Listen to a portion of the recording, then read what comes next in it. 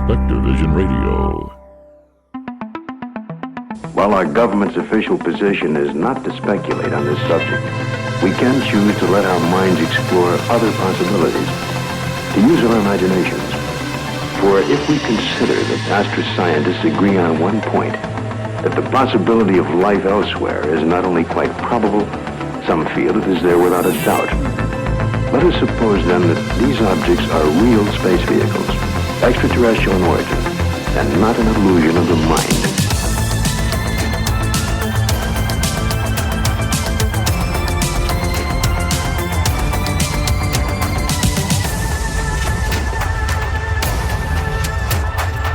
This is Somewhere in the Skies with Ryan Sprague.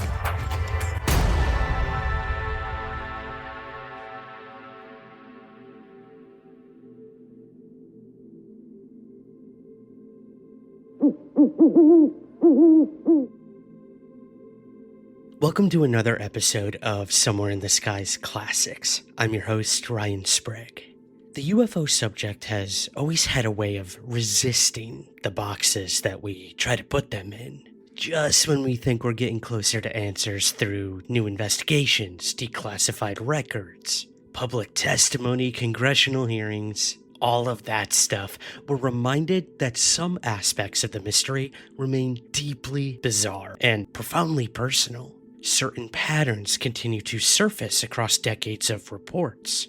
Patterns that don't quite fit neatly into discussions about technology, national security, or even extraterrestrial visitation. They instead point towards something more elusive, something that seems intertwined with consciousness, symbolism, and the human experience itself. That's why I want to revisit this conversation with Mike Clelland.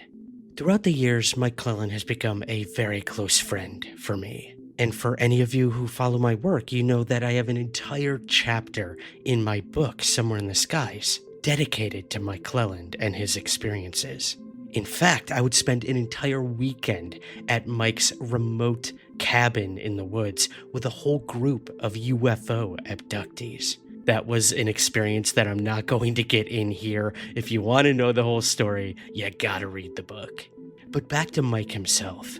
Mike has always really intrigued me because his work explores one of the strangest and most overlooked patterns in UFO research: the appearance of owls in connection with extraordinary experiences. Whether you view it as symbolism, synchronicity, or something far more mysterious, this whole owl thing invites us to ask bigger questions about the nature of the phenomenon itself. As we move into an era focused on evidence, transparency, and official acknowledgement, this interview serves as a reminder that some of the most important clues may still be found in the human experience. So, whether you're hearing this conversation for the very first time, or returning to it with fresh ears and eyes, I hope it inspires you to look beyond the headlines and consider what the UFO mystery might be asking us to pay attention to in the years and decades ahead. Before we get to the interview, I'm going to ask one favor from you guys. Please take just a few moments to rate and review Somewhere in the Skies on Apple Podcasts, Spotify, or wherever you get the show. It truly helps us gain visibility, find new listeners, and find more curious minds. And if you'd like to help support us further, there are links to our Patreon campaign, our Buy Me a Coffee, our YouTube membership, our Apple Premium membership, and all of these different ways that you can help support our work. There are so many unforeseen costs that go into producing a podcast, a live stream, and all of the work we do at Somewhere in the Skies. So your support truly does make a difference. Thank you in advance. But without further ado, let's get to this fascinating conversation about owls, synchronicity, and UFOs with author and UFO researcher Mike Clelland.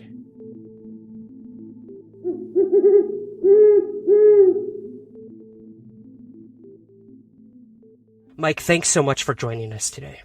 You're very welcome. When I first heard about your work, obviously everyone considers you the owl guy. You Google your name, you type in owl or UFO, and you are the first thing that always pops up. And I don't see that changing anytime soon. So let's start with owls, not in the UFO or abduction sense, but owls in general. These creatures, they've taken on many, mythic symbology throughout history.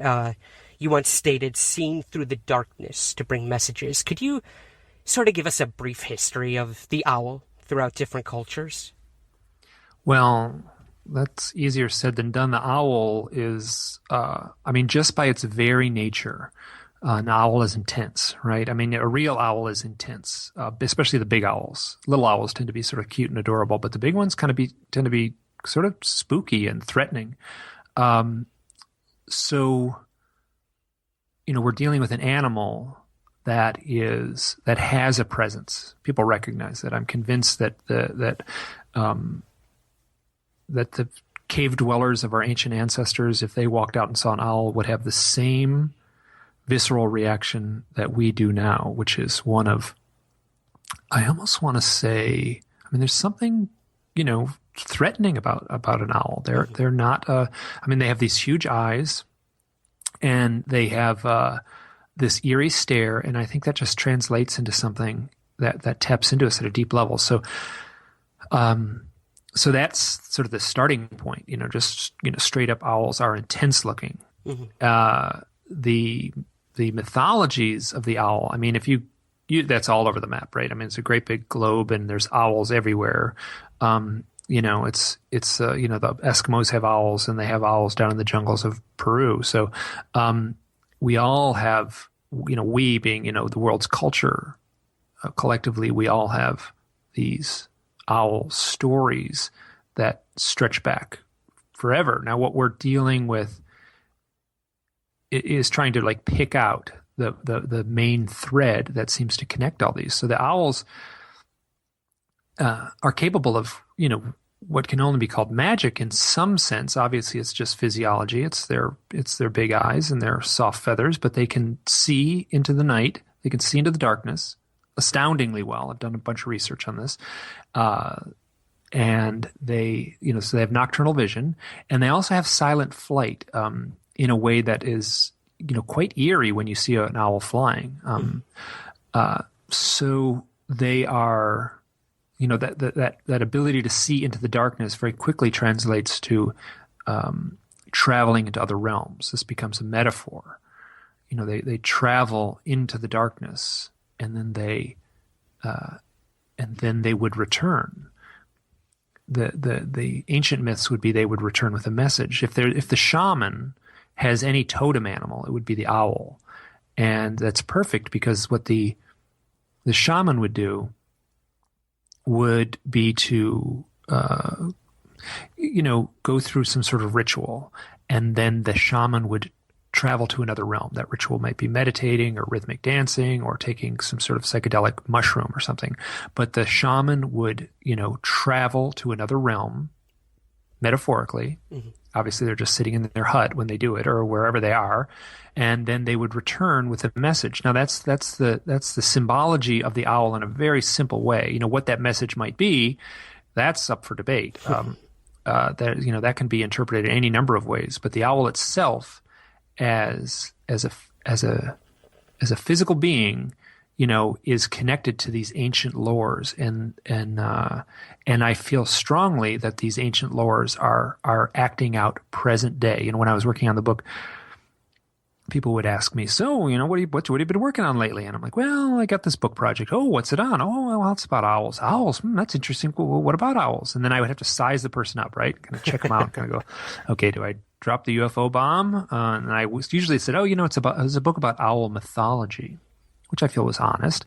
And they'd go, "That's interesting." And then they'd kind of want to hear a little more about that. So the case I would argue in that very cautious form, without introducing the UFO weirdness, was that the owl is performing the same role present day that it performed for ancient man, and that what I'm collecting, you're holding the book in your hand, or it's there nearby, I suspect, and in many ways, that book is just a collection of one story after another of people who have had these strange owl experiences, and I feel all those people are being genuine, and my sense is that people throughout the millennia, people throughout all history have had odd owl experiences, and the lore, the mythos emerged from those direct experiences. So that's, I sort of argue that, what's taking place present day has been with us since the dawn of time. Right. And you mentioned, the owl experiences throughout time. You sort of described this not so much as finding a pattern, but that it was, I believe it was in your intro, you mentioned it's more of a mood or a vibe. Could you sort of elaborate on that a little bit, of what it means to you? Well, yeah, I mean, so like if this is owls or UFOs, we're still on owls. We're doing owls. Okay, yeah. we're still we on will owls. Okay, definitely owls, go yeah, deep into UFOs. I feel like I'm an artist and an illustrator rather than a scientist or a academic, right? So I'm working off my gut, So you hear two stories back to back, right? Mm-hmm. And they like I'm tapping into the mood of these stories. The story might not be the same exact story, but it has that similar vibe. I mean, I often refer back to the campfire story, like the eerie campfire story. It's often those stories don't have an ending. They're just meant to be evocative of a mood. And I find that the owl experiences, especially, so owls show up at the point of death. People see owls at funerals. People will have an owl land on their window and then find out that, a sibling or a family member or a parent died at that moment that the owl was there, or shortly after. So owls are, on a very, that's very common, the death imagery and the connection with the passing on, especially of a loved one. So, and that's right interwoven into the mystique and folklore and mythology of the owls. So, you might hear two stories, and an academic may say, well, I put this on the spreadsheet and I check this box here and I check this box here, and you look at the columns, they don't line up, so they're not the same story. I don't know why you're comparing and contrasting these two stories. And I'm like, no, but these stories have a similar tenor. There's a flavor to them. It's like saying,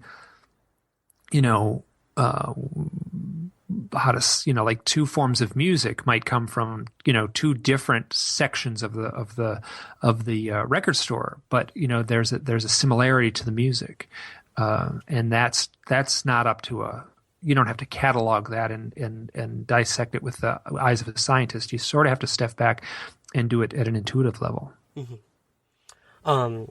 Yeah, I mean, relating to that, you mentioned in the book about the allure of owls in cinema or media, and I know you and I on occasion have contacted one another when we've seen owls in movies or in the background of things. What do you think this means in terms of the way art or I guess Hollywood or show business, what does it mean to them when you see these symbols in the movies, or does it take on many different forms? Well, that's you have a haunted house movie, right? And then, the person approaches the haunted house and there's an owl hooting in the distance, right? You just hear it on the soundtrack. It's, there's no one had to plan that out. It wasn't like a conspiracy of people trying to indoctrinate, the populace. Mm-hmm. That was just the guy in the editing room who went and got a stock bit of audio footage or audio of an owl hooting and just overlaid it into the movie.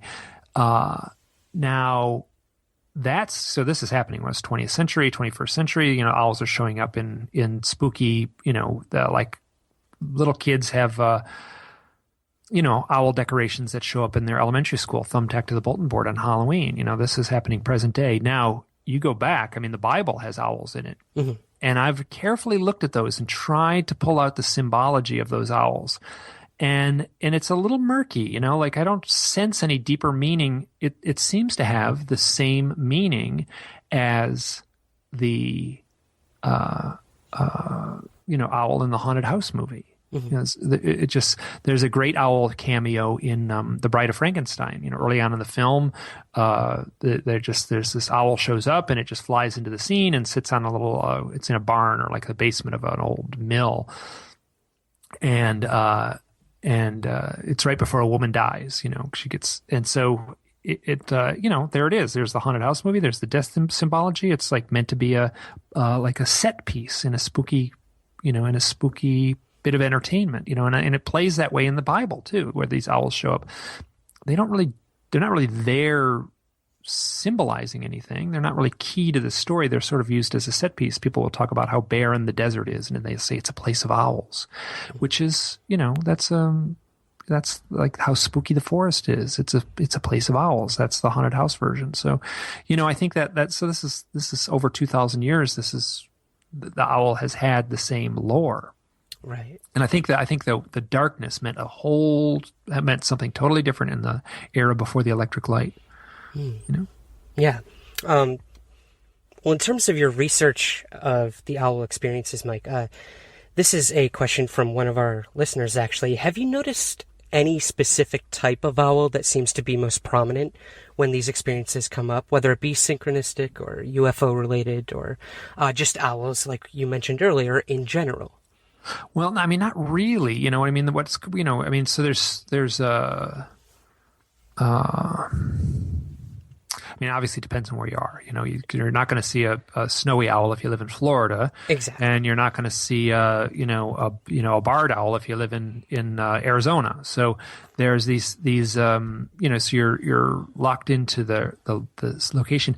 I've sort of given up in a way. I'm people seeing owls at an appropriate time on a T-shirt, or like at a prescient moment on a TV ad. I actually factor those kind of things in too. So, so there's no specific owl. Obviously, the most iconic owl would be the great horned owl, and that's a North American owl. That's simply, that owl doesn't exist over in Europe, so they have a different owl. That's the Eurasian eagle owl, which is essentially the same thing as a bigger though, as our great horned owl. So we're dealing with I don't know. I mean, just the chance how to whatever the universe is offering up something. The universe is setting something in someone's path, and tiny little owls show up too. These little owls. A lot of owls are very small, which most people don't realize. And the smaller the owl, the less likely you will see them, because the more likely they are to come out only at night. So, people won't see a saw-whet owl. They might see a great gray owl, because those are the ones that will come out at dusk and dawn. And people might actually get a glimpse of them. Right. Yeah, I mean, we'll talk about the size of owls a little bit later, because we have a lot to talk about in terms of that. Now, Mike, I know you've had some extremely powerful experiences, sort of a one defining moment of just, a profound experience with several different owls appearing all at once. What is the owl alarm clock that you describe in the book? Because I know this was sort of an awakening for you. What does this term mean to you, the owl alarm clock? Well, the owl as alarm clock would be, that's just, like people say, like, well, what does owl mean? And I kind of have to have an answer, right? I can't kind of just brush them off and say, oh, I don't know, which I don't know, really. I mean, but what I have found is there's a pattern where the owl shows up at a point, and I've had a handful of people say this, well, more than a handful. People say that, that they had sort of an awakening experience, or the owl set them on a path. And that was certainly true of my case, where I saw a bunch of owls. This would have been 2006. I was camping, two separate camping events, right? So just only a few days apart, the same mountain range, but not in the same location. And as the sun was setting, me and the person I was camping with, her name is Kristen, we saw 3 owls at sunset.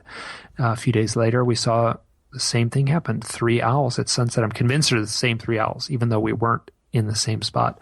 In that moment, seeing those owls, I had the very clear thought that this has something to do with UFOs. And it was that event.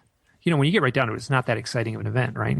Some owls flew around and they landed, which is unusual, very unusual, but it's not like, it's not like the heavens opened up and, the angels, came down or something like that. It was just, these were normal owls in a setting where owls, were certainly around. but the impact it had on me was really profound. It set me on the journey that I'm on now, the journey that created that book, and the journey that I'm still continuing as I talk to you now, and I answer letters and talk to other people who have had these experiences. So I mean, and very simply, an alarm clock wakes you up, right? So if someone's asleep, just nudging them may not wake them. And shaking them, may not wake them either. So if someone's really asleep, you send in the owls, and that's kind of my sense. And it would have to be for a specific reason. It seems like the owls are connected to something, and it's a little elusive what they're connected to. And they may be one way to look at it is the owl may be the totem of a transformative process, right? So the change. So from being asleep to being awake would be a change, and not in the whatever getting up in the morning kind of thing. I'm talking at a more deep spiritual level, being awake to a deeper reality, and that's what the owl resonates for me after sort of wallowing in this research for all these years. Right, and I know you personally struggled for a long time with several experiences you had involving possible contact with UFO occupants, UFOs in general. And you sort of consider this event of 2006 with the owls a culmination of that it's somehow connected? Am I sort of looking at that? I mean, up until that point, I had been completely denying these events. I mean, if I told the events, they sound exactly like what anyone who's ever read a UFO abduction book, you missing time, seeing aliens in the out a window in a yard, seeing UFOs at close range. So I had these experiences growing up, and well into and one event took place in my 30s, or as I was 30 years old, and I managed to just deny all that. I just push it all away and just ignore it and deny it. But I'll have to say, at the same time, that stuff was bubbling over, a little pressure cooker, was just set on simmer, and slowly got hotter and hotter. And there came a point when there was sort of a crack in the dam, and that was the owls were that crack in the dam. And after that, the dam burst, right. And I set off on my own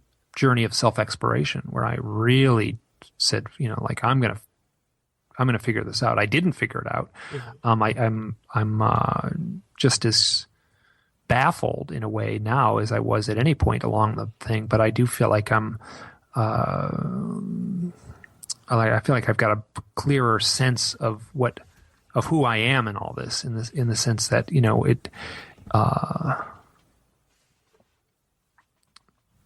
I feel that the events that I described and denied, I'm no longer denying. I feel those really happened, and the implication is exactly what they appear to be.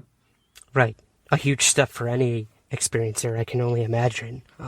So where in the grand scheme of things does synchronicity play into this? Being the second, sort of subtitle of the book. Could you briefly go over what synchronicity is, where the term sort of came from, and how it leads into the whole owl connection? Well, synchronicity is a term that was coined by Carl Jung, and I think in the 1920s. He was coined due to a series of experiences that he had in conjunction with a physicist named Wolfgang Pauli. The simplest definition of synchronicity would be a coincidence that is meaningful to the observer. And there's run-of-the-mill coincidences, right? And stuff's going to happen all the time, but there's coincidences that take on a deeper, meaningful aspect. And oftentimes it's very difficult to explain those to people. It's sort of like explaining a dream, like, oh my God, this thing happened, and right then this happened, and then you try to explain it, and it's so subjective that the people just kind of roll their eyes and can't follow you. And I recognize that that's almost inherent in what a synchronicity might be. It's meant for the individual. I spoke with a friend of mine. This is going back a few years ago, and I kind of was on my high horse, and I'd been doing a bunch of research. And it's one of the questions I ask, people who've had the UFO contact experience, or UFO abductees, or whatever term you want to use, experiencers. Mm-hmm. I would say, hey, so what about synchronicities? Do you have synchronicities in your life? And they usually just roll their eyes, it's like trying to ask a fish if it ever experiences water. So, I said, so I said to my friend, I said, people who have the UFO contact experience, they have more synchronicities than the normal folks, than Joe Normal. She looked at me and she rolled her eyes and she said, anyone on a spiritual path will have more synchronicities. And immediately I recognized she was right. And, the next step, if that's the case, then UFO abduction is a spiritual path. And so I kind of equate UFO abduction as a spiritual path. I mean, earlier I said the owl is the totem animal of the transformative experience. And transformative experience can be a shamanic initiation. It can be a powerful meditation. It can be a near-death experience, or it can be death itself. I mean, and I also will argue that, the UFO contact experience is transformative by its nature, by its intent. It transforms the individual. Not right away, maybe over decades, maybe over a lifetime, but the individual will be transformed. But this synchronicity would be just, and there's also, people overuse that word a lot, and I'm sure I do too. Sometimes people will say like, oh my God, I had a dream, and I dreamed in the dream that I was going to see an owl on the ride to work today, and I did see an owl. Isn't that a powerful synchronicity? And I'm like, well, it's technically not a synchronicity. It's a premonition.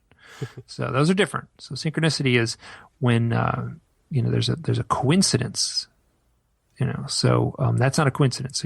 So, so both of those can be powerful and mystical experiences, but one's called a premonition and one's called a synchronicity. Now you had a pretty powerful, I guess, coincidence happen in researching synchronicity. You spoke to Dr. Surprise, and could you give us, sort of the background of how you came to find his work and just exactly what happened when you looked further into his work and found some eerily similar interests? It turned into a whole chapter of the book. Yeah. And it was great. It blew me away. Funny because I heard him on a podcast. He had a book. He was promoting a book straight up. He'd written a book. He's promoting it. He's doing the podcast scene. He's talking about his book. The book title of the book is Synchronicity. His name is Dr. Kirby Surprise, which is a great name. He got a real thoughtful set of ideas about the source of synchronicity. He argues that the observer, the individual, is creating the synchronicity, that we as individuals, our consciousness, our intention can affect reality. So you take in a scientific experiment, someone rolls a dice, right? And then they do it 100 times. And then they're trying to create get more one number series more than another. It should be random, right? They flip a coin. They do it 100 times. They try to get heads more than tails. It should be random. It's not. What happens is that people will get, if they want heads more than tails, they'll get heads more than tails. And this has been known in the sciences for nearly 100 years, and nobody wants to really, tackle this one. The implication is that the individual, the guy flipping the coin, is affecting reality. He's affecting the way the coin lands. And the same thing could be said of synchronicity. The individual, according to Dr. Kirby Surprise, I like the magical aspect of it. He says it's welling up from the person. So I call him up, I send him an email and I say, I'm paraphrasing this from memory. It's in the book verbatim from the actual email. And I say, listen, I'm doing this research. I've had these UFO experiences. I'm talking to a lot of UFO contactees and experiencers. And from what I can glean, they're having more synchronicities than the rest of the population. And he gets back to me and he says, I've had my own direct experience with UFOs, and that's not how it works. And I'm like, wait a minute. The guy who writes a book about synchronicity says he's had his own UFO experiences, and he writes a book about synchronicity, and he's kind of proving my point, right? That they're connected. And right. So I kind of said as much in the follow-up letter, and he's kind of like, okay, look, just get the book, read the book, and let's talk. So I got the book, I read the book. and I can't remember what page it's on. It's like on page, 226, so I turn the page, I get to this thing, and I scroll down, and he's describing how the individual can ask synchronicity, just like ask of the universe, just ask for synchronicity to present itself and manifest synchronicities. You can just ask, and that's his argument. And so I read on, and this is all very interesting, and he says, I like to make owls. Ooh. So the guy who has the UFO experience, who writes the book on synchronicities, when he wants to manifest his own synchronicities, he creates owl synchronicities. I literally dropped out of the chair when he said that. So I get a hold of him, and we talk, and now I'm very cautious to how, so someone has given me permission to tell their story. So I need to honor that. And his UFO experiences are very interesting. They're very subtle. They're not, what you would see on a late night, exploitative cable TV documentary. Mm-hmm. So he's had experiences in his youth. He started meditating when he was 9 and has been actively meditating ever since. And he, in his early 20s, was, he said he felt like he was in communication with some higher form of intelligence. Presently, he feels that's his own intelligence that he was interacting with, basically interacting with his own higher self. At the time, he didn't think that. At the time, he felt, it must be an outside source, and the only thing that made sense was, aliens on board a flying saucer. So he would go out at night and try to contact these things, and little dots in the sky, little eerie lights would appear. And now he'd have his friends. He'd say, okay, there's going to be a little dot in the sky. It's going to appear right over there. We're going to have a UFO. And then sure enough, it would happen. He would frighten his friends. And so those were his experiences. Now, when I asked into talking with him, he said, listen, like I described my life, like, oh my God, I'm just immersing myself. I've just like thrown myself into this owl UFO thing, and it's my own experience, and I'm trying to make sense of it, and I'm wrestling with it, and I'm reaching out to anyone. And he said, listen, you're putting a lot of intention into that, and this is how reality works. Reality will reflect that back, and you should expect to have synchronicities. You are manifesting synchronicities. And I had to think, did I actually manifest Kirby Surprise? He's the perfect person to bat these ideas around with. And we actually talked on Halloween night of all nights, which is just perfect. Yeah. So he's a very thoughtful guy, very smart thinker, and a clinician, at the same time very mystical in the way he frames these ideas, which was a perfect match for the way I am more comfortable framing these things. So the guy who writes the book about synchronicity, gets his own chapter in my book on UFOs and owls, and obviously I can't paraphrase the entire chapter, but his ideas and his very thoughtful outlook, helped me a lot along my way in this journey. Wow, that chapter struck me more than most, and really put the synchronicity at the forefront, and sort of delineating between coincidence and synchronicity and manifesting that. Very, very interesting. Mike, I want to sort of move into the most, I guess, controversial and powerful part of your book, the UFO and the Abductee. Now, I do want to dive into screen memory a little bit, but before we get there, I want to go into UFOs and owls in general. Now, you have many people in your book who have experienced this, whether it was the UFO first and then owl, or owl and then UFO. Could you briefly touch on that, the physical, tangible reality of the UFO and the owl? I wish I could sum this up succinctly. There was someone at a conference, and she kind of said, I saw your talk, and it was called UFOs and Owls. I had no idea where you were going to go. This didn't make any sense to me. She had no idea what she was getting into. Mm-hmm. And then afterwards she said, oh, you did a nice job of summing it up. And it's like, well, it took me 2 hours. So there is no easy answer. So after my experience in 2006, started looking into this. I just got shameless. I would just pick up the phone and call people, and people who had contact experiences. I would just figure out a way to get a hold of them and talk to them. And now, one of the questions I asked everyone, researcher, experiencer, have you ever had any odd experiences with owls? Now, it's not 100%, but it's enough that there's a defined, palpable pattern that shows up. So I asked the question, have you ever had any odd experiences with owls? They'll say, it's funny you should ask. No one's ever asked that before. And I did have this really strange experience. And, sometimes it's as subtle as there's a woman named Nadine Lalich, and she's an abductee, very outspoken and clear about her experiences. Very level-headed. She's a great spokesman for the whole cause. So she said, that's funny you should ask. No one's really asked me that. But there was a time when I was living in this apartment, and you could just tell she was kind of like, well, this is odd. I was living in this apartment, and it was right at the time I was having a lot of contact experiences, and there was always an owl outside the house and outside the window. And I would come home from work and there'd be an owl. I mean, a big owl would be right on the branch, right by the door when I came home.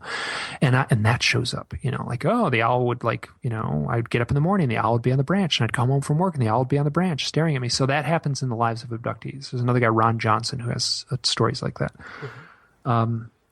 Another way would be that, one of the first people that contacted me in this whole research was this guy, Derek. And he said, I was camping in the desert and I looked up at this cactus and there was an owl. Both me and my friend, we were lying there looking up at the stars, and it startled us. Really eerie, right? Owl looking down at you. You're lying on your back in the desert sand and looking up at this owl and beautiful stars behind it. And I was like, well, it's like, and I know just what he means. It is eerie. And the owl flies off. Moments later, a triangle UFO floats past them very silently, and it's hugging the natural terrain of the landscape in this very eerie way. They're in this canyon, and I met him, and he mimicked this flight pattern, and it was really, so you could see he was kind of gritting his teeth as he was telling the story. This was a weird, powerful event. So owls and UFOs show up side by side. As you said, sometimes the UFO will show up first, sometimes the owl will show up first. These are real owls we're talking about, when these aren't the screen memory aspect, which we can get into in a little bit. So why? I don't know. Mm-hmm. I wrestle through the entire book trying to come up with the why. I still don't. I think I typed "why owls?" ? A full sentence. Mm-hmm. Mm-hmm. 10 times throughout the book, and I never quite. I dance around it and speculate a little bit on what it might mean, but hard to know. But my very strong sense, is these are intimately connected in some way. There's a lot of UFO books out there. Books have been around for, 30 years. And you can go and peel through, go through those pages, and, big, thick book might have a paragraph or two on owls. And I made an effort to dig up and look back at a lot of those. And they're telling these odd little stories, just like I just told. And so the seeds were there. Like, I didn't invent this subject. I mean, it was already there. And I just dug a little deeper and put it all in one book. Again, I don't know the reason. I can say with great conviction that there is a connection. I don't know what it is. Yeah, I mean, and you make very, startling connections between, a silent bird in flight and a silent object in flight, whether it's triangular, saucer-shaped. So that was very interesting. And I know, you know what else happens a lot? Yeah. I'll probably do it before the talk is up. Yeah. They're both 3 letters. I cannot tell you how many times I typed them wrong. Oh, good point. You're working on this book and I wanted to type owl and I would type UFO, right? Interchangeable. Yeah, it's like it was just interchangeable in a way that they blurred together. Yeah. That's very interesting. I never even thought about that one. Well, yeah, you say, there throughout UFO literature, there's always that 1 or 2 paragraph, and you sort of brush past it. But I know that one individual in particular was the first to comment on your blog about that. Would you mind telling us a little bit about that? One of the preeminent writers on the UFO. You're talking about Whitley? Abductee, literature. Whitley Strieber. Yes. Yeah, okay. So Whitley, this is interesting. So I just spoke with Whitley. Mm-hmm. I was interviewed on his show, and oh my God, he was so complimentary. I was a little bit like, whatever. Someone said he could hear me blushing over the. But So he had an, so if you get the book, the most important abduction book in the history of the subject is Communion, hands down. Absolutely. Some people, there's all kinds of, whatever, some people don't buy it and some people are like, anyway, so I trust the guy. Mm-hmm. He said, if anything is his problem, if anything's working against Whitley Strieber, it's his own skill at writing. He writes so beautifully that you're holding this book in your hand and it's like, is this fiction? Is this real? It's like, it's so, I mean, he's a on a scale of, he's an A+ writer in a field that doesn't have that very often. So, very early on in the book, he describes what we would now just call a nighttime bedroom visitation, an abduction. Maybe he doesn't use that word. Right. I do. I just use it just because that's the vocabulary word we're saddled with. I don't like it, but that's the one that gets used a lot. And so he describes a bedroom visitation on the day after Christmas in 1985.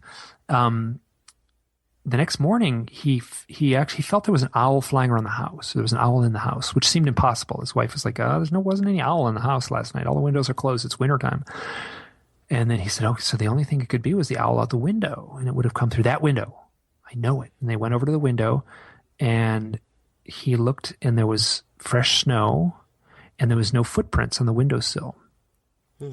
Or on the, so the snow had fallen a few days before. So if there was an owl on that windowsill, there should have been some evidence, and there wasn't. And when he saw that, he knew something far stranger had occurred than just a physical owl. So somehow this memory of an owl was implanted in his mind, and that in the research circles is referred to as the screen memory, which is bandied about and is very commonplace. And what will happen is people will tell stories of driving down a lonely road at night, and they turn a corner and there's a great big tall 4-foot tall owl standing in the middle of the road. And they'll pull their car right up to it, and the owl will be above the hood of the car staring in at their windshield.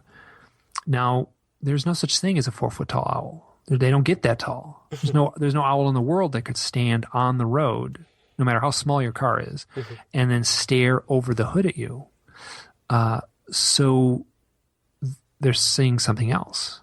That the implication being that they're seeing a gray alien that has somehow used a psychic projection, some sort of hypnotic mask, and then the observer, quite probably the abductee, doesn't see a gray alien with big black eyes. They see a owl with big penetrating eyes.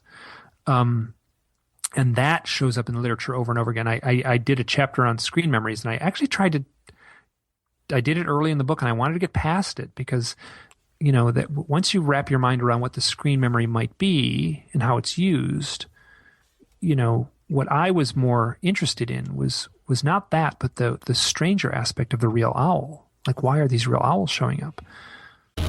Hey guys, Ryan Sprague here from Somewhere in the Skies, and I want to tell you about something that feels like it was specifically made for us. Those of us who have followed every UFO headline, every whistleblower, every UFO sighting and close encounter that literally defined the past year in UFOs. And that is Anomalous Cards. Anomalous Cards are a one-of-a-kind collectible series, capturing the top 100 UAP and UFO stories of 2025. Preserved, documented, and brought to life in a format you can actually hold in your hands. We're talking about 100 uniquely designed trading cards, each one representing a pivotal moment in the unfolding UAP conversation. Every single card is individually serial numbered, making each piece of art a limited historical archive. Not just a collectible, but a timestamp of disclosure in motion. And here's where it gets even more exciting. You can collect the full story your way. Grab a complete factory set and own the entire timeline of 2025. Or dive into the thrill of discovery with cello packs and boxes, each containing the chance to uncover exclusive Heroes of Truth insert cards. spotlighting the individuals pushing this mystery into the light. This isn't just memorabilia. It's a curated record of one of the most important years in UAP history. Head over to letsgetanomalous.com right now to grab your set or packs. And for Somewhere in the Skies listeners, you get an exclusive promo code right now for 15% off your order. That promo code is Somewhere15. Again, go to letsgetanomalous.com and use the promo code Somewhere15 for 15% off your order. Because the UFO story is still unfolding, and now you can collect it all with Anomalous cards.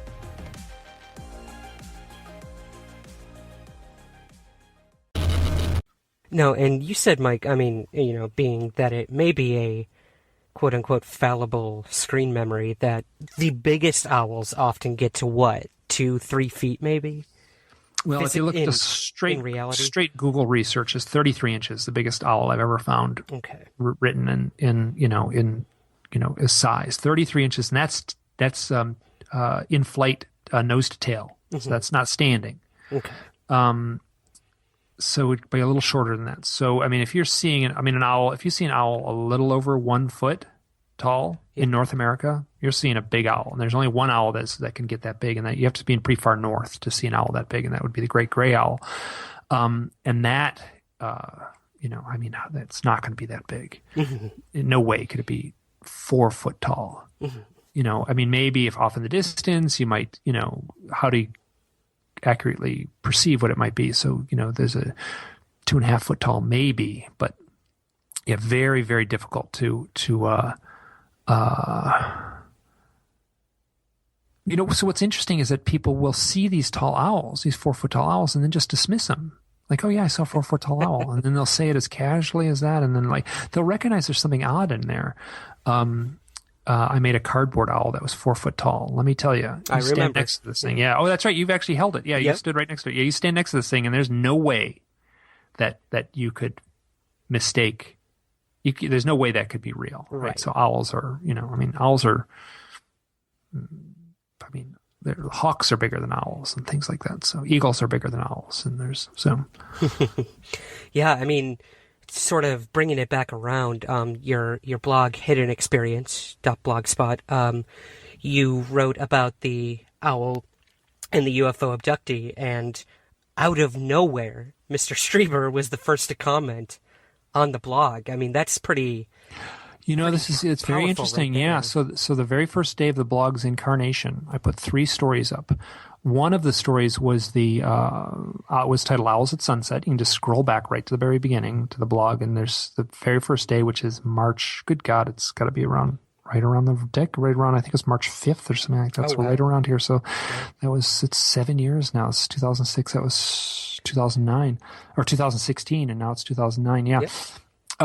Wow, 7 years of the blog's incarnation. Okay. Congratulations. Yeah. Lucky oh my God. number 7. Yeah. So, so the very first day, Whitley Strieber commented, I found out afterwards that it was Mac Toney's, a researcher out of St. Louis, a friend of mine, who was on Twitter at the time. And somehow he had gotten on the shared Twitter feed with Whitley, and then he had commented that, there's this cool set of articles. And so Whitley read the Owls at Sunset thing and commented on the very first day, which is bizarre, right? You start a blog and then it's the very, very first day. Mm-hmm. That's So I remember and his comment was it was actually poetic and cryptic. And I actually, Whitley had a chat room thing that he used to do on Wednesday nights on his subscriber site. And I would go in the chat room, and he, I think, is capable of just zipping off like a 3-sentence little reply that is so heavy and laden with deep meaning. And I think he just does that. I don't think he can help it, Yeah. I think when he's in the toothpaste aisle trying to pick out, which toothpaste to get, he's probably, it's probably equally as laden with deep meaning. And when he has the conversation with the checkout girl about, does he want paper or plastic? He's probably equally as powerful as a communicator. But so he made a comment about God and owls coming in threes and a deeper meaning and being surrendered to God, and it comes across as very poetic, and I included that in the book too. Yeah. Mm-hmm. Interesting. Yeah, I mean, sort of tying it back to just the UFO experience in specific, Mike. You refer to Joe Montaldo, UFO researcher, who claims that UFO sightings can often be a trigger to other events having happened to a witness. Now, do you necessarily agree with this? If so, what do you think that means? What is one event a trigger to past events, I guess? Well, the way Joe Montaldo argues this is that, the owl is there as a marker. Okay. Right? So the owl is marking the occasion. And so if you have an event, right? You're driving down the road at night, and then suddenly, something weird happens. You see a great big owl, and then, later you might use that owl. It's like, there was that night I saw the owl. There was something unusual about that night. That may be the starting point for your own self-examination. Mm-hmm. So he says that he basically argues that he says E.T. doesn't need to make himself known, right? He can do everything using complete stealth. The flying saucers can be completely cloaked and no one ever needs to see them. The techniques of mind control and erasing someone's memory can be so perfect and so streamlined and so complete that no one ever needs to see the aliens. So if they're being seen, it is because they want to be seen. Now, I don't know if that's necessarily true or not, but that's his argument. So his sense is if we're remembering an owl, if people are seeing an owl and remembering an owl, it is happening for a reason. They want that memory to be in place for some reason. He senses it's to trigger a later form of examination, self-examination, or as a marker of the point when an event may have occurred. Mm. Interesting. Now, would this connect to what you consider the maybe people? Well, the maybe people it's actually sort of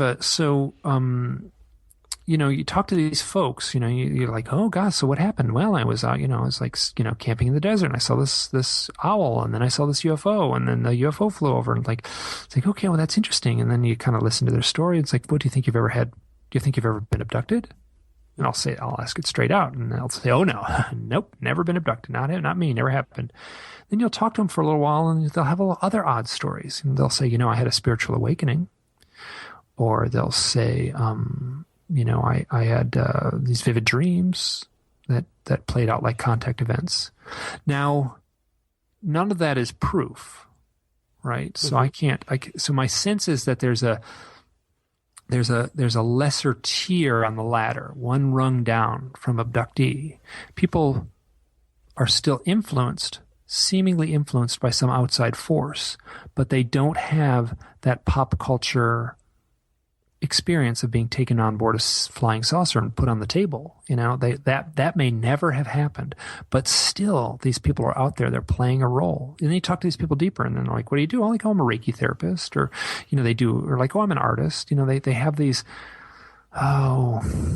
there's these things that seem to show up in the research, and for some reason, I don't know, maybe it's just me that I'm drawing these people in, but the Reiki therapy thing is out of control. I mean, it feels like, half the people I talk to are Reiki therapists who've had these experiences. So the maybe people are the, if someone doesn't say if someone said, if they don't say they're a UFO abductee, it ain't my job to call them that, that's up to them.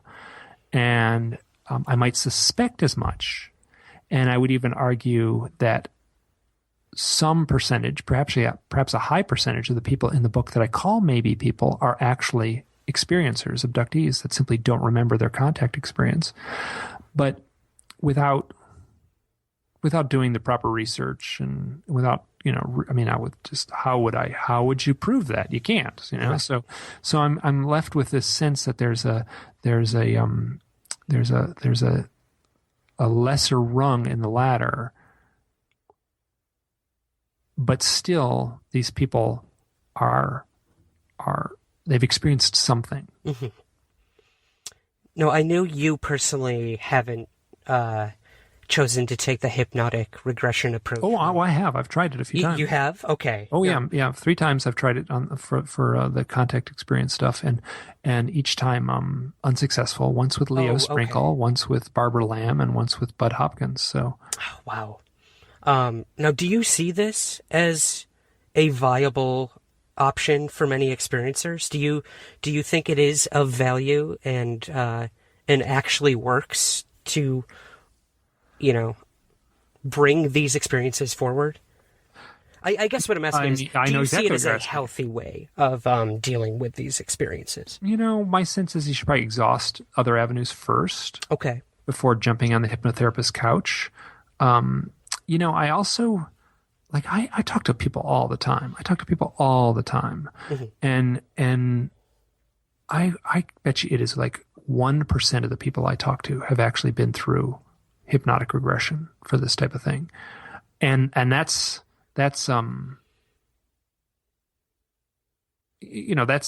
contrary to what the popular culture is. They think that everyone, the only reason you can ever, there's people who would argue it. Jeff Ritzman and Jeremy Vaeni would argue that it's the hypnotherapists who've polluted the pool, and given all these stories. My sense is, we don't need.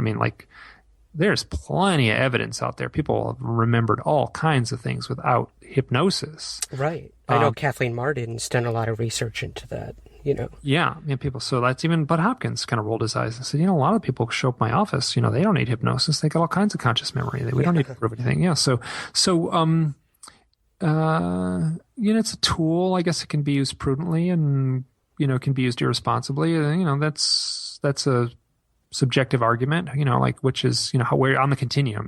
One end is a responsible hypnotherapy, and one end is irresponsible hypnotherapy. Where in the line does it fall? Right. Every case is different. Every individual is different. Every, person trying to make a judgment call is going to be different. So sure, I bet you there's been some sloppy things taking place. I bet you. Now, I've talked to a lot of people who've gone through hypnotherapy, and then you ask them well, how was it? And they say, I didn't believe it. Didn't buy it. I've run across that many times myself, yeah. And that doesn't make it into the literature, that seems like, there's this illusion that you have this hypnotherapy thing, and all of a sudden there's this little, the magic wand gets zapped to your head, and there's this Disney ping noise, and all of a sudden you have all your memories back, and it don't work that way. Exactly. So, it's true. I would do it, and in fact, there's going to be a day when I'll probably give into it. And quite honestly, some of the events that I had were really scary. Since then, I've had a couple other events that weren't as scary, and so they don't have the big. It's a little easier to I'll just investigate that one because it's not as scary. That one over there that happened at night, it was super spooky, and it freaked me out, and it haunted me for years. And then I had this other thing back in March of 2013, and it's that was kind of nice. It was kind of pleasant. Didn't have any. There's no associated baggage to that one, I don't have any. So, yeah, I don't know. It's hard. I spoke to a woman a week ago who had an initial experience, and she thought it was the only one. And, she came to me a week later, and she's struggling to make a decision with her husband. I want to go under. I want to sort of find out what happened. She has glimpses of a second experience, but she's terrified to find out what it might be. So again, when these things become deeply traumatic, every hypnotherapist I've spoken to who deal with abductees or experiencers, they all say the same thing. Look, if you're having a traumatic experience, seek actual therapy first, or find what works for you. If not, we're here to talk to you. So like you said, there's not this magic wand that brings everything to the surface. Every hypnotherapist I've spoken to is very responsible, and they look out for the person first and foremost. So as long as you're smart about it, I think it's definitely a viable option. Sure. Yeah. I mean, I went through a hypnotherapy session where it was a past life regression. It was very therapeutic, very therapeutic for some like emotional issues that, may or may not be tied into this other stuff. But, it was just this story emerged of a life that I lived in the 1920s or the 19-teens. It was hard to pinpoint exactly. And, when it was, I died under crappy circumstances, and, that maybe the baggage from that previous life is like kind of lingering and causing problems in this life. That said, I don't know if it actually happened. I do know that it was very therapeutic to go through the process of examining this set of hypnotically induced memories. Are they real memories from a previous life? I have no idea. What I can say is that the result of the procedure was powerfully therapeutic. Now, while lying there this is in the hypnotherapist, her name is Lorraine Flaherty, and she's out of London, while sitting there on her like recliner couch thing there, and she addressed the UFO stuff. She said, "Okay, and we're going to talk about the UFO thing now." And I'm like, "Okay." It's like, so, what does your higher self need to tell you? That's how she phrased it. She said, and my answer was, "This is real. This is really happening. It really happened." It's like, okay, now if you could ask and why is this happening? And my response was, because it's important. And it was this little kind of thing where she would say, and why are they doing this? Why are they taking you? Because they have to. It wasn't, it was so that my sense is that whatever's going on, and I'm whatever, like I could have been making this up, or I don't know. So I don't have complete trust in it, but it was, it painted something, it wasn't like, they're taking my sperm to make hybrids, that kind of thing. That's not the answer I gave. The answer I gave was, why are they here? The answer was, it's important. So I do recognize that there's something heavy about this experience. Right. And it's, the continuing of the journey, to find those answers, I would assume. I know, Mike, you had an experience outside your bedroom window with the quote-unquote grays. I wanted to ask you, because I know throughout the book you also spoke to others who have come into contact with the grays, and they have this sense of maybe the Oz factor or some sense of, okay, I'm shutting down. What do you perceive this as? This calmness that comes over in such a not calm moment, as it were. Well, yeah. So I had a experience. This would have been in the winter of 92, 93, January or February of 93. I was living in rural Maine. I woke up in the middle of the night. There was a bright light shining in the bedroom window. I sat up in bed. I looked out the window, and there were 5 spindly gray aliens walking towards the house, and they were backlit by this bright light. Now, that's frightening, right? I should have freaked out. I should have got up. I should have locked the door. I should have grabbed a baseball bat, and but I didn't. I heard this calm voice in my head say, "Oh yes, they're here. Now is the time to put your head on the pillow and shut down." And that's exactly what I did. I mean, I probably saw this for 30 seconds, but the associated with that was a weird sense. It's accurate to say it was dreamlike. It's not accurate to say it was a dream. It was very vivid. There's sort of head in the fishbowl quality to the thing. Very clear, very quiet. And this is reported in close-up UFO sightings, this quietness. People don't say the UFO was quiet.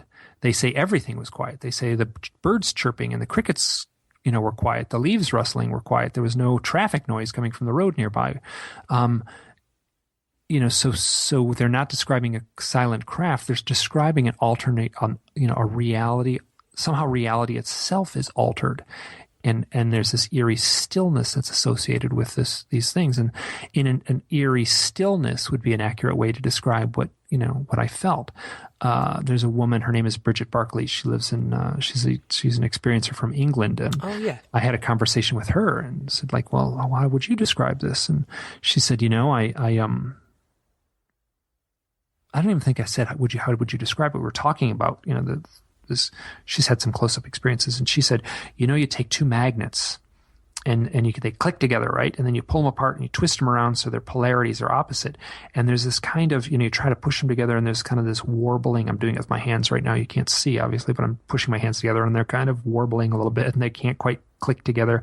And there's this kind of undulating, distorted energy that's between the magnets, right? You know exactly what I'm saying, right? Yep. So she says, being close to the UFO is like being in between those magnets. And when she said that, I was like, oh my gosh, I know. You and I have experienced the same thing. That's perfect. Now, I've had that same experience 4 times total. Oh, wow. So, in all of those were related to other experiences that were connected to UFOs. One of them was a dream. And then so I was quick, at the time in 1993, and that winter, the next morning, I just got up and said, oh God, I had a vivid dream. Like, whoo, never even bothered to go out and look in the snow to see if there's any footprints. Why would I? It was impossible. It couldn't have happened. But I'll tell you the dream. So the dream, which I didn't put in the book, but I've written about it, and I did a little drawing of it too. So it's totally a dream. It's a dream. It's not like, don't think it's anything else. So, and I feel like the dream was somehow projected into my psyche, like it was stage managed from some outside source. I feel this very strongly. Visiting my brother. My brother says, hey, I'm doing this government work, and I'm not supposed to talk about it and stuff like that. But, I got this thing. You'd probably be interested. Let's go in the garage. I want to show you this thing. So we walk in through his house, and we walk through the door in his kitchen and go into his garage. The garage door's down. Like, the garage is all closed. And there's this little flying saucer, like, propped up on blocks, on sawhorses, like, right next to his car. I'm like, oh my God, where did you get this? And it's like, some guy at work had a thing and he couldn't keep it. And so now I have it. I'm like, oh my God, it's a flying saucer. How weird.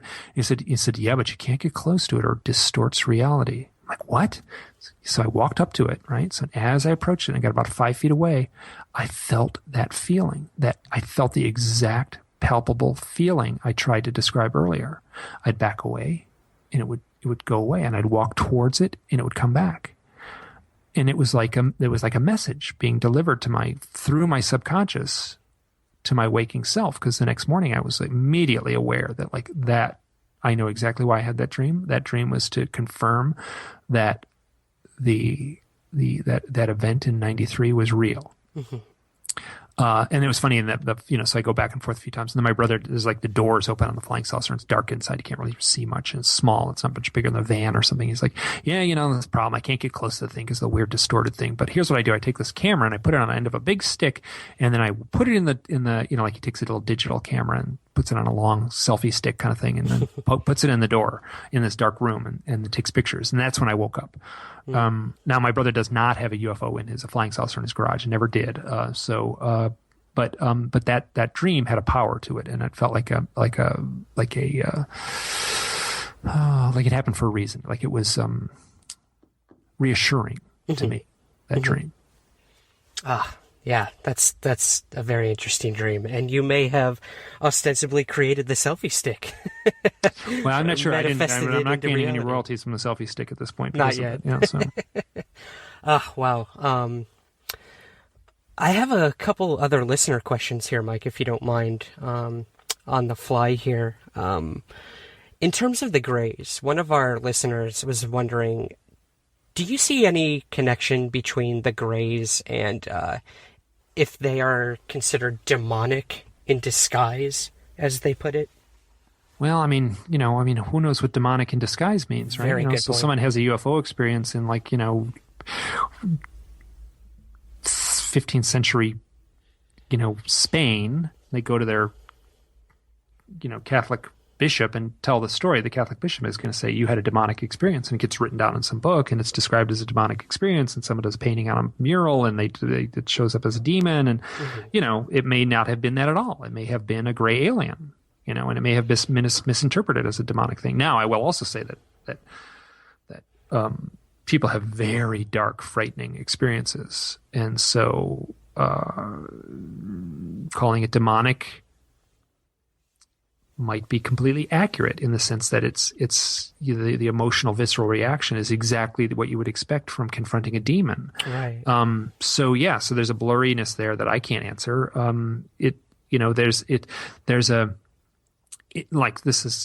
We're in like Google research land now. I mean, you're one click away from so much, you're like flooded with information. If you wanted to write a 400-page book that gray aliens are demonic, you would have no problem filling up a great big book with available accounts. Right.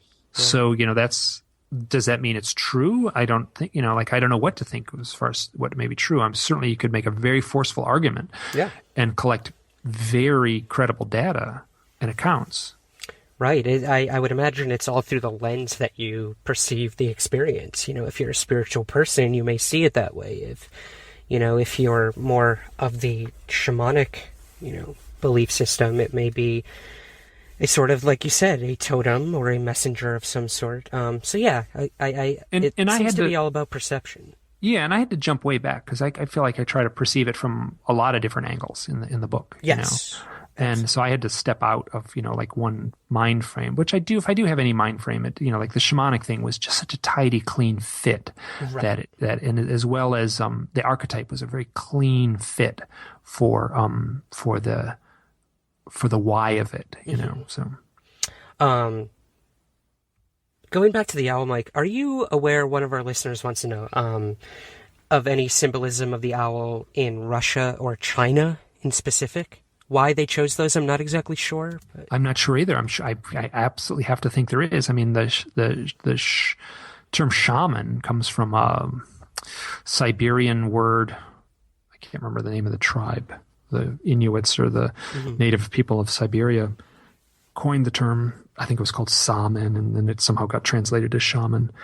So, and I know that the totem animal in the Borat tribe, that's actually not right. The Borat, what am I saying? That's the dumb movie.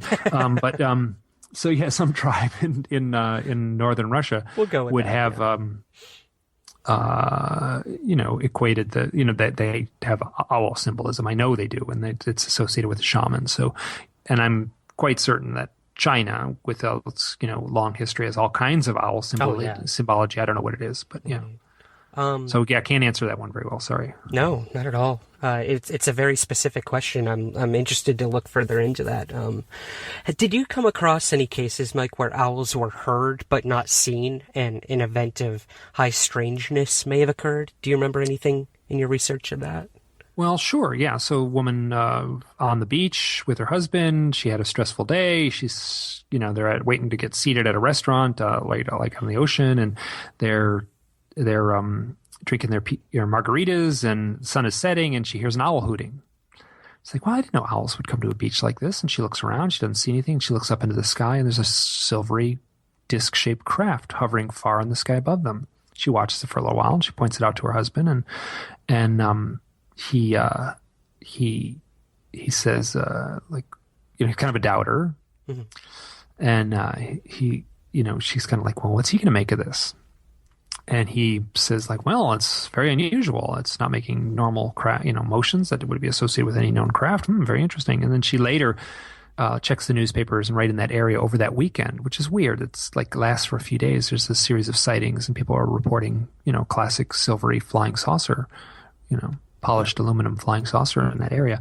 Now, I get that kind of thing shows up a lot. I mean, people will say that, I've got people, like one woman contacted me, and she's like, oh God, I was reading your book. And this is like, since the book has come out, so this is in the last couple of months. Like, oh, I was reading your book. And then I would, as soon as I'd lay in bed and I'd open the book, there'd be this hooting out the window. And I'd close the book and the hooting would stop. And I'd open the book up and the hooting would start again. And then I would close the book and tell my husband, like, oh God, wake up. There's an owl right out the window, and I'm reading this owl book. Isn't that weird? And like, he would wake up, what? And there would be no hooting. Yeah. And so the hooting, shows up, a fair amount. Yeah. There's one person, a young guy I talked to, who's had his own set of abduction experience. And he very clearly said, lying in bed, here's an owl hooting out his window. Bam. The next thing he knows, his bed is surrounded by gray aliens. They just appear. So, So, I mean, the hooting is just as vital to the whole thing as seeing them themselves, so. Right. Well, playing off of that, I mean, you looked a lot into the work of Lindy Tucker as well, with the beeping owls and the UFO connection. What can you tell us about that work being done? Yeah. Okay, so that's kind of a little bit of a long story, but Lindy Tucker is a researcher. She's Canadian. She now lives in America. But this is back in the 70s. She was having sightings around her house. And at the same time, she was hearing this beeping noise. And she went out and recorded this beeping noise in the presence of this flying craft. So she's got an audio recorder. She's with this other person. This guy's name is Christopher, which shows up a lot in the book. Don't ask me why. People named Chris show up a lot in the book, and which is like Christopher, the first 5 letters is Christ. So, I mean, like if you want a word heavily laden with symbolism, that's it. So she goes out, she does an audio recording of this owl, of this UFO. There, I just did it, of this UFO. Spoiler. And you can, I would put a link on your site. Go to beepingufos.com. It's amazing. And then there's a little audio clips that she's put a whole bunch of them in a row. It's very interesting. And she has an excellent article that was published in the MUFON Journal in the late 90s. Very important to read that. So she did very straight, analytical, clinical research on what this may have been.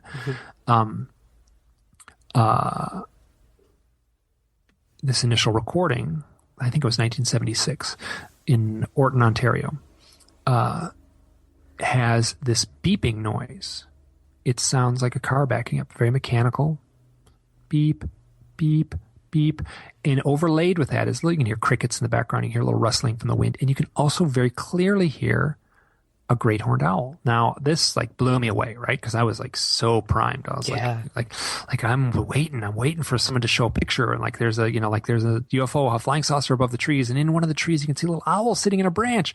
I don't have that picture. I want that picture. I'm waiting for it, but I do have this audio. I don't have it, but I mean, this audio exists, where it's an owl overlaid with this odd beeping noise. Now, things get weirder. Okay, so it's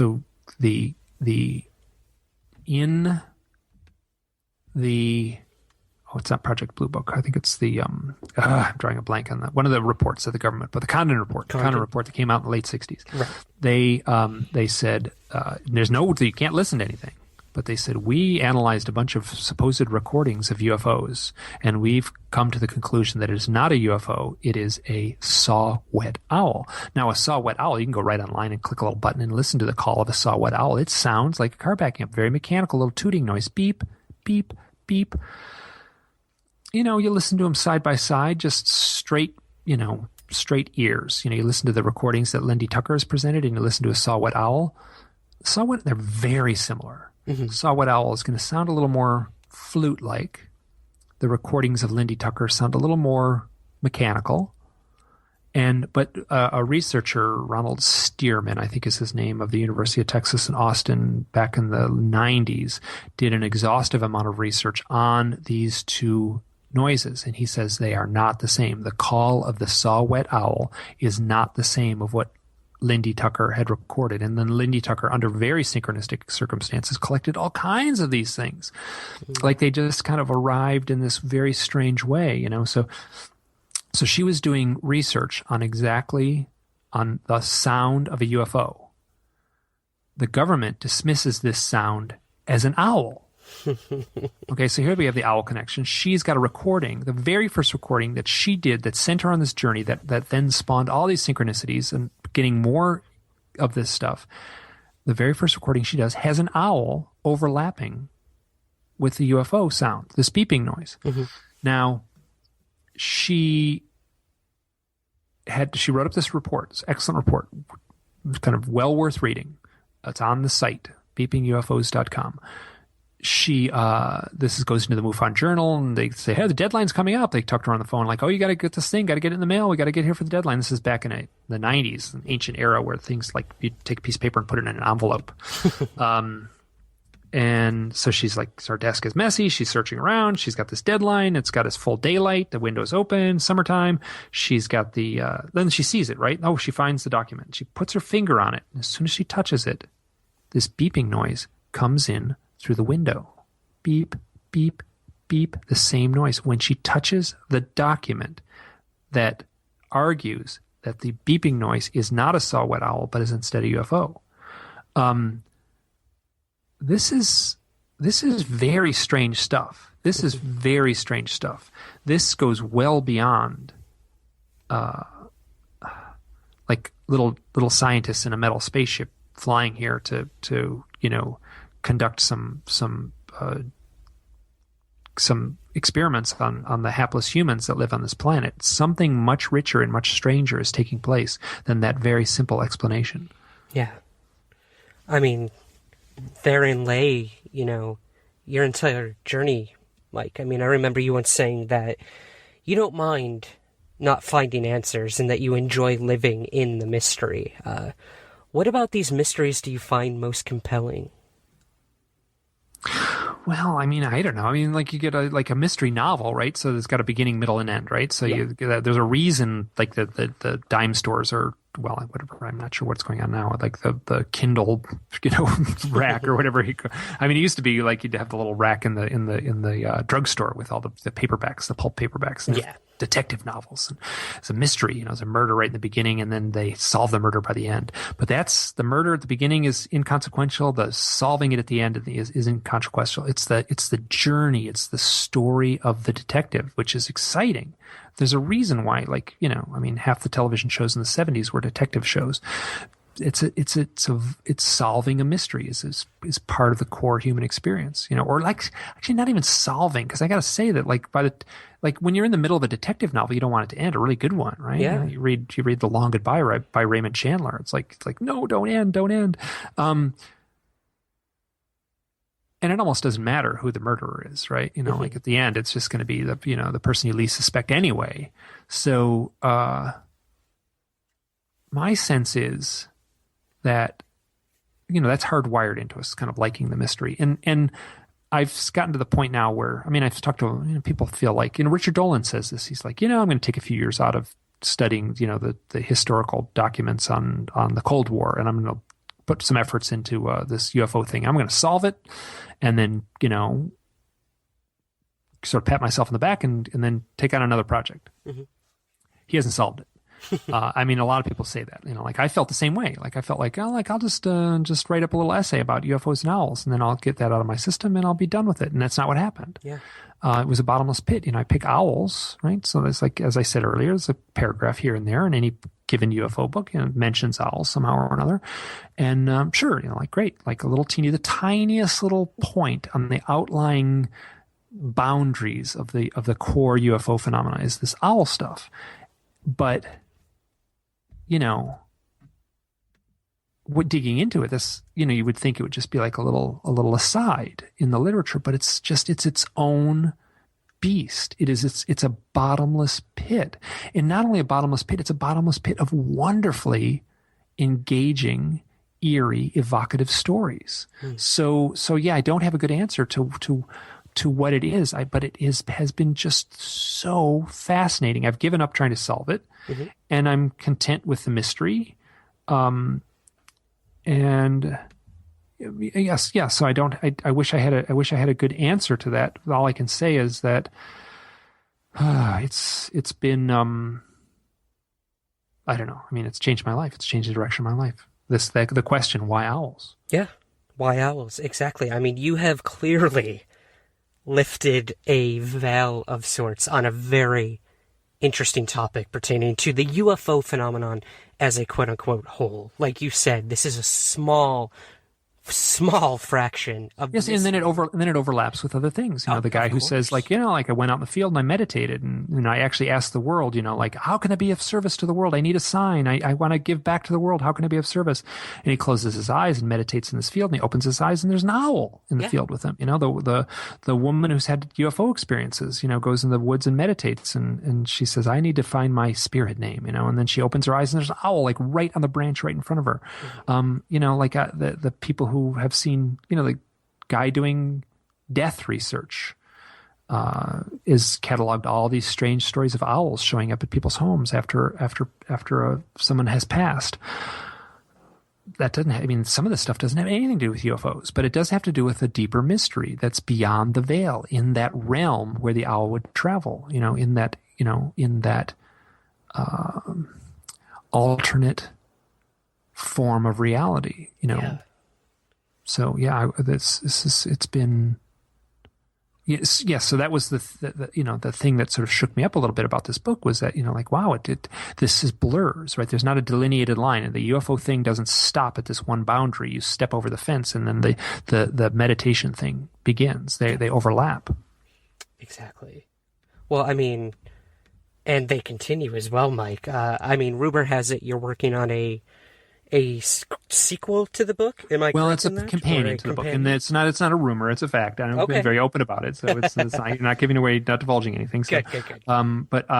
So in the context of doing the book, what I found was that there's these stories, right? And it's like, and this is almost like, and I actually used the term, the paradox syndrome, to describe these, and that sounds a little lofty, and I wish I had a better term, but it was kind of like I needed to say, God, I find these stories, and there's an example here, and I call it the paradox syndrome, where you get a story and it doesn't make any sense. It's long, it's complicated, it's just page after page after page to write these accounts up, and you go back and forth with the person, like, well, what else happened? And this other thing happened, and it just goes on and on and on, and it doesn't make any sense. It loops back on itself. There's no point at the end where it just culminates and someone has an answer. It just is this loopy logic, and it just, a mess of synchronicities and owl stories and UFOs, and they were too long to put in the book, right? So there's a couple that I did put in there, that have this quality. And I initially wanted to put all these stories as an appendix, just have a set of, but it just didn't. It wouldn't have worked in a book format. So the easier thing was just make a separate book. So so the separate book is going to read hopefully like a collection of short stories, and I'll try to keep my speculation to a minimum and just let the stories stand on their own. But